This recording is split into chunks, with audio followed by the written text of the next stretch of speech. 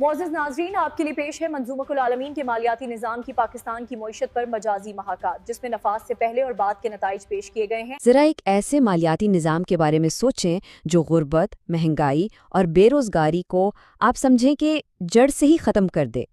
नहीं नहीं, ये कोई कहानी नहीं है, बल्कि ये एक हकीकी मंसूबा है जिसे मुसन्निफ़ अब्दुल क़ादिर हश्शाशना ने पेश किया है।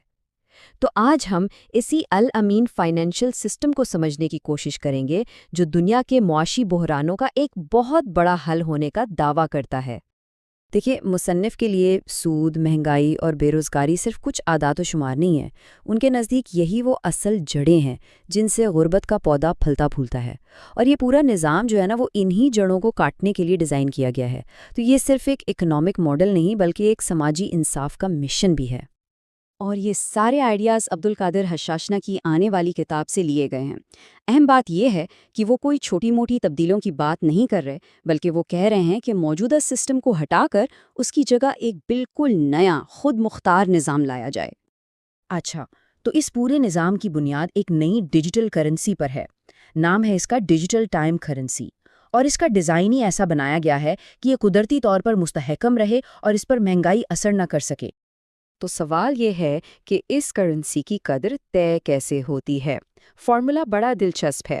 ज़कात का जो निसाब है, यानी 85 ग्राम सोना, उसे एक हिजरी साल के टोटल घंटों पर तकसीम कर दिया जाता है। तो इस तरह पैसे की कदर को दो ऐसी चीज़ों से जोड़ दिया गया है जो हमेशा मुस्तहकम रहती हैं। एक तो सोना और दूसरा वक्त।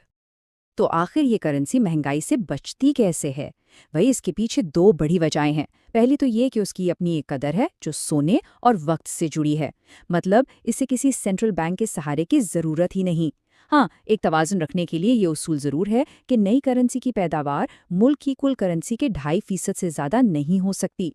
और दूसरी वजह, और ये तो बिल्कुल ही एक इनकलाबी आइडिया है, वो ये कि जब भी इस करेंसी को किसी सर्विस जैसे फ़ोन कॉल या इंटरनेट के लिए खर्च किया जाता है, तो वो रकम सिस्टम से हमेशा के लिए जला दी जाती है। ख़त्म। वो पैसा कभी वापस गर्दिश में नहीं आता।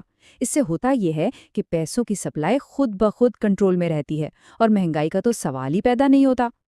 एक मुस्तहकम करेंसी तो सिर्फ पहला कदम है। आइए अब देखते हैं कि वो कौन से सादा लेकिन बहुत ताकतवर उसूल हैं जिन पर ये पूरी मईशत चलेगी। पहला और सबसे बड़ा उसूल, 0%। जी हाँ, इस सिस्टम में कोई टैक्स नहीं, कोई कस्टम ड्यूटी नहीं, कोई सूद नहीं और कोई बैंकिंग फीस भी नहीं।